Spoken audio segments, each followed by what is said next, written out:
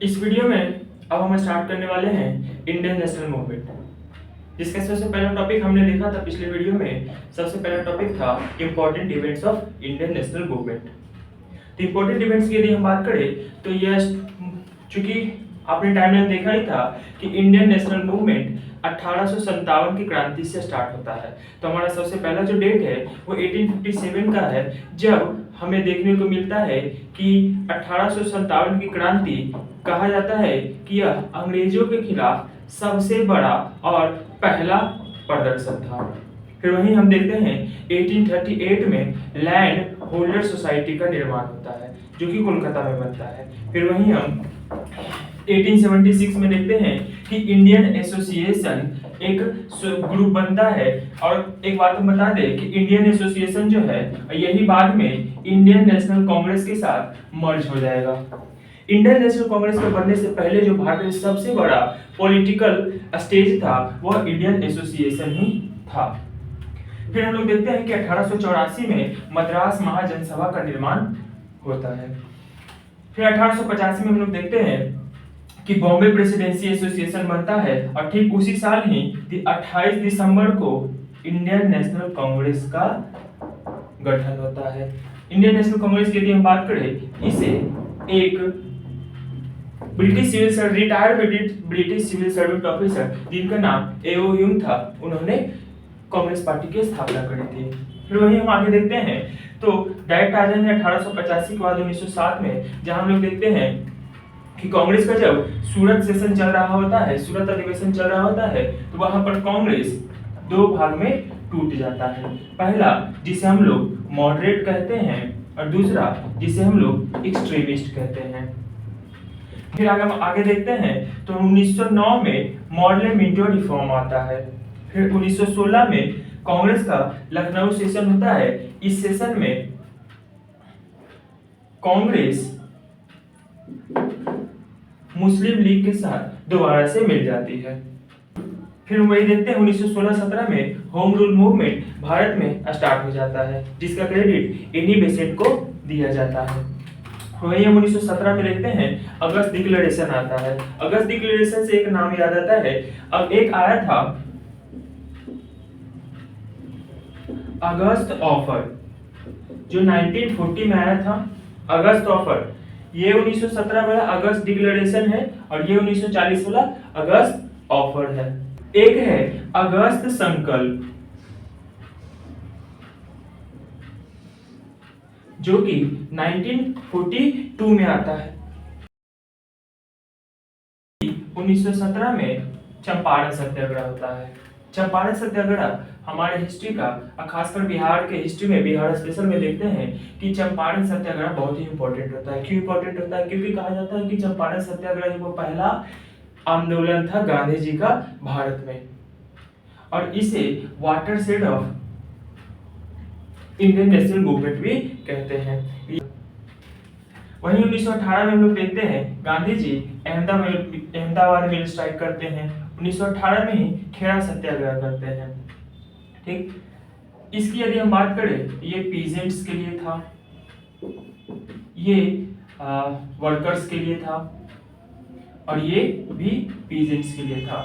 तो शुरुआती जो गांधी जी का आंदोलन था वह यही तीन आंदोलन था, चंपारण, अहमदाबाद और खेड़ा। फिर आगे हम बढ़ते हैं तो देखते हैं कि साल 1919 18 मार्च को अंग्रेजी सरकार के द्वारा रॉलेट एक्ट लाया जाता है। रॉलेट एक्ट जिसे हम लोग काला कानून भी कहते हैं। इस रॉलेट एक्ट के विरोध में 6 अप्रैल 1919 को रॉलेट सत्याग्रह लॉन्च किया गया। माइकल ओ डायर ही वह आदमी थे जिन्होंने यह आदेश दिया था गोली चलाने का, और जनरल डायर वो थे जिन्होंने जालियांवाला बाग में जाके गोली चलवाया था। ऊपर से ऑर्डर माइकल ओ डायर ने दिया, फिर ग्राउंड में जाके वो ऑर्डर को पालन किसने करवाया? जनरल डायर ने। इस हत्याकांड को जालियांवाला बाग हत्याकांड भी कहते हैं, जो 13 अप्रैल 1919 को हुआ था। फिर गांधी जी एक पूरे पैन इंडिया लेवल पर एक आंदोलन छेड़ते हैं, जिसे हम लोग नॉन कोऑपरेशन मूवमेंट के नाम से भी जानते हैं, जो साल 1920 में लॉन्च किया गया था। साल 1921 में मोपला किसान आंदोलन होता है। साल 1922 में चौरी चौरा इंसिडेंट होता है। ये चौरी चौरा इंसिडेंट ही वो इंसिडेंट था जिससे गांधी जी नाखुश होके इतने अच्छे चल रहे नॉन कोऑपरेशन मूवमेंट को खत्म कर दिया। फिर हम वही 1923 में देखते हैं स्वराज पार्टी का निर्माण होता है। वहीं 1924 में हिंदुस्तान रिपब्लिकन एसोसिएशन, जिसे शॉर्टकट में HRA के नाम से भी जानते हैं, उसका निर्माण होता है। फ्रेंड्स, आगे बढ़े तो हम देखते हैं 1925 में एक इंसिडेंट होता है जिसे हम लोग काकोरी ट्रेन इंसिडेंट के नाम से भी जानते हैं। वहीं साल 1925 में ही दो संगठनों का अकल पार्टी का संगठन का निर्माण होता है। एक RSS, जिसे हम लोग राष्ट्रीय स्वयंसेवक भी कहते हैं, और दूसरा CPI यानी कि communist party of India. RSS के पहले अगर हेड की बात करें तो हेड गवार था। अगर अभी के चीफ की बात करें RSS के तो उनका नाम है मोहन भागवत। 1927 में हम लोग देखते हैं कि 8 नवंबर को साइमन कमीशन को अपॉइंट कर दिया जाता है और 3 फरवरी 1928 को साइमन कमीशन भारत आ जाता है। 1928 में ही मोतीलाल नेहरू ने नेहरू रिपोर्ट को सौंपा था। अक्टूबर 1928 में बारदोली का पीजेंट सत्याग्रह होता है। यह जो बारदोली का पीजेंट सत्याग्रह है वह सरदार पटेल के लिए जाना जाता है, क्योंकि ये वही सत्याग्रह था जिससे वल्लभ भाई पटेल को सरदार की उपाधि मिली थी। 8 अप्रैल 1929 की यदि हम बात करें तो असेंबली में बॉम्ब फेंका गया था, क्योंकि अंग्रेजी सरकार बहरी हो गई थी। बहरी सरकार को सुनाने का एक ही तरीका था, बम मार दो। बम मार दिया, सुन लिया। 26 जनवरी 1930 को देखते हैं कि कांग्रेस का जब लाहौर सेशन चल रहा होता है तो वहां पर पहली बार भारत का इंडिपेंडेंस डे सेलिब्रेट किया जाता है। डेट कितना था? 26 जनवरी 1930। 31 जनवरी 1930 को देखते हैं कि Gandhi ji 11 point proposal Irwin के सामने प्रपोज करते हैं, लेकिन इरविन इस 11 पॉइंट प्रपोजल को खारिज कर देता है और इसी से गांधी जी नाखुश होकर भारत में सिविल डिसोबीडियंस मूवमेंट को लॉन्च करते हैं। गांधी जी का सबसे पहला पैन इंडिया मास मूवमेंट जो था वो नॉन कोऑपरेशन मूवमेंट था। वहीं अगर हम दूसरे सबसे बड़े पैन इंडिया मूवमेंट की यदि हम बात करें गांधी जी के द्वारा जो लॉन्च किया गया था वो सिविल डिसोबीडियंस मूवमेंट ही था, जो कि 2 फेज में चलता है। पहला फेज जो था 1930 से लेकर 31 तक रहा, दूसरा फेज 1932 से लेकर 34 तक रहा। वहीं अगर हम बात करें तो Gandhi ji civil disobedience movement का जो स्टार्ट है वो स्टार्ट उन्होंने सॉल्ट सत्याग्रह करके किया था। गांधी जी साबरमती आश्रम से दांडी तक पैदल जाते हैं, 12 मार्च को स्टार्ट करते हैं, 6 अप्रैल तक पहुंचते हैं दांडी, और दांडी में जाके वो उन्होंने अपने हाथों से नमक बनाया और उन्होंने नमक कानून को तोड़ा और यहीं से भारत में सिविल डिसोबीडियंस मूवमेंट स्टार्ट हो जाता है, जो साल 1934 तक चलता है।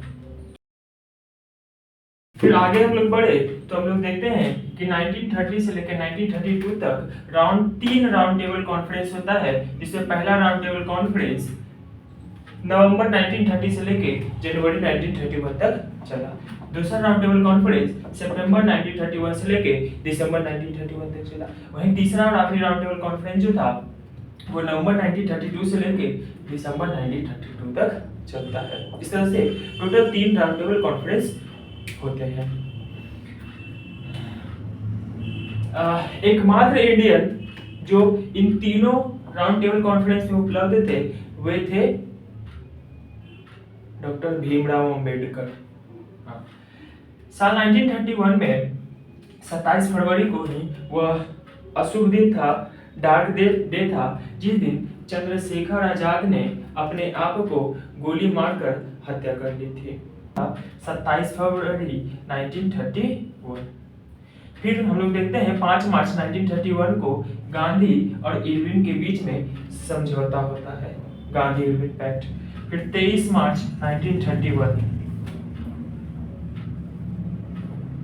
लगभग जस्ट चंद्रशेखर आजाद के शहीद होने के जस्ट लगभग 1 महीने बाद एक और डार्क न्यूज हमें सुनने को मिलता है कि भारत के 3 वीर सपूत भगत सिंह, राजगुरु, सुखदेव को फांसी पर लटका दिया जाता है।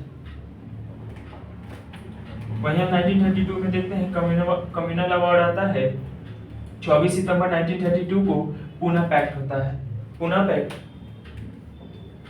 गांधी और अंबेडकर के बीच में हुआ था। 1934 में हम लोग देखते हैं कांग्रेस का एक नया विंग बनता है जिसे हम लोग कांग्रेस सोशलिस्ट पार्टी के नाम से जानते हैं, जो सोशलिस्ट विचारधारा पे बेस्ड था। फिर 1935 में हम लोग देखते हैं कि British government of India act लेकर आती है, और गवर्नमेंट ऑफ इंडिया एक्ट से इंडिया के कॉन्स्टिट्यूशन में बहुत सारी बातें को बोरो किया गया है। 1937 में हम लोग देखते हैं कि भारत में पहली बार प्रोविंशियल इलेक्शंस कराए जाते हैं। आगे बढ़े तो हम लोग देखते हैं कि 1939 में सुभाष चंद्र बोस के द्वारा फॉरवर्ड ब्लॉक की स्थापना की जाती है। सुभाष चंद्र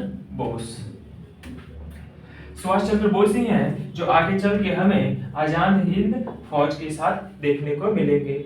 सुभाष चंद्र बोस ही हैं जिन्होंने इंडियन नेशनल आर्मी की स्थापना करी थी, वो बाद में हम लोग देखेंगे। फिर वही साल उसी साल 1939 में 22 अक्टूबर को हम लोग देखते हैं कि कांग्रेस की मिनिस्ट्रीज ने, कांग्रेस के मंत्रियों ने इस्तीफा दे दिया था।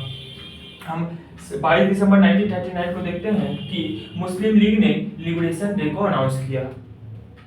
वहीं हम 8 अगस्त 1940 को देखते हैं कि अगस्त ऑफर लिथगो के द्वारा दिया जाता है कि आओ भाई सेकेंड वर्ल्ड वॉर में ब्रिटेन की मदद करो, अगस्त ऑफर से बोला गया। 17 अक्टूबर 1940 में देखा जाता है कि लोग इंडिविजुअल सत्याग्रह करते हैं। मार्च 1942 में क्रिप्स मिशन भारत आता है, जो कि देखो अगस्त ऑफर, क्रिप्स मिशन, ये दोनों जो बातें थी वो दोनों इंडियंस को इस बात के लिए मनाने का ट्राई था कि Indian soldiers second world war में ब्रिटेन की मदद करें।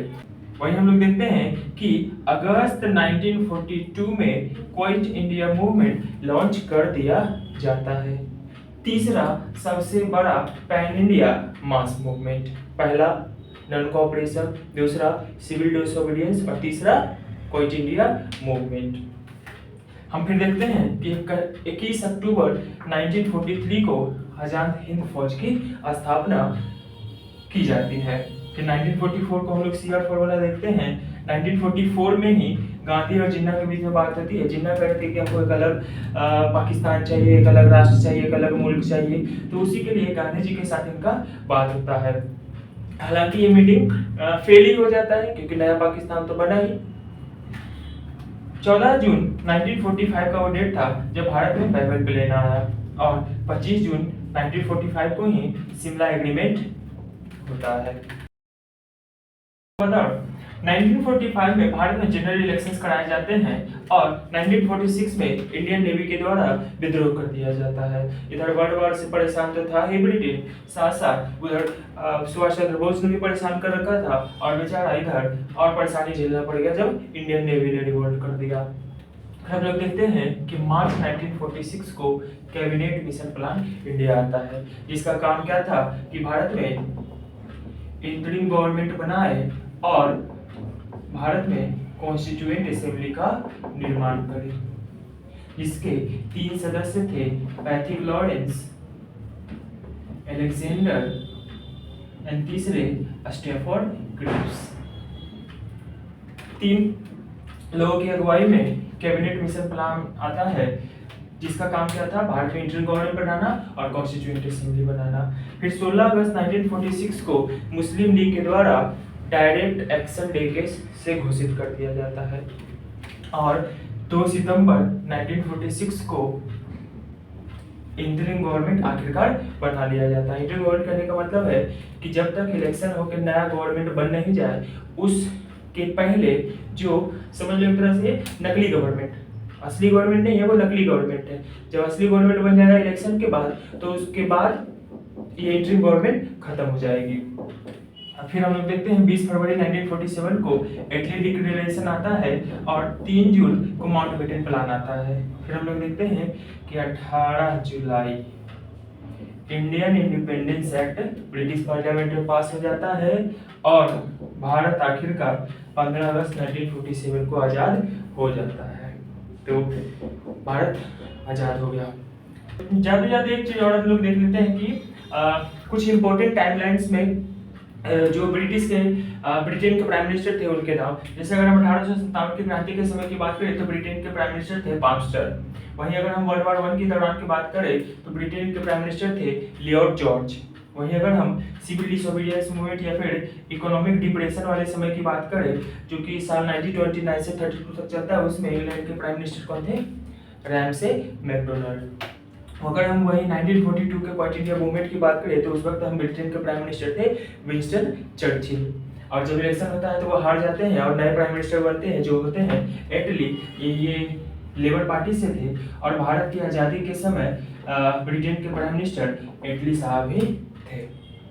तो इसी के साथ हमने इस वीडियो में कंप्लीट इंपॉर्टेंट इवेंट्स के बारे में जाना।